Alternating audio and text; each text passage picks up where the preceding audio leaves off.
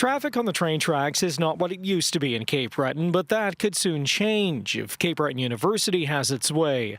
A study has been completed looking at the possibility of light rail in the CBRM. With the shape of the track and the cost to rehabilitate it, it's much cheaper than if we had to build a new railway. The province has spent $610,000 on a study to look at the idea.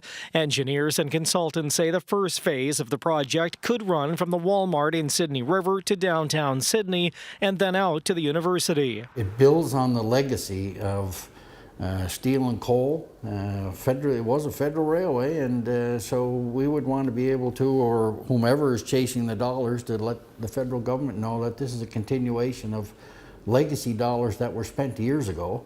The light rail transit would mostly use the existing rail line along the harbour, connecting to an old electric tramway that used to run along Grand Lake Road. The rail expertise we got, they told me, they said, you don't realize how lucky you are in CBRM that you didn't tear up those rails.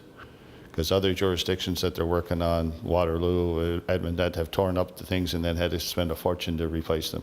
Dan McDonald, who led the study for CBU, says it's now in the hands of the province and CBRM and whether they'd be interested in moving forward. $250 million is a lot of money, and to do that means you need other government programs and leverage to do that.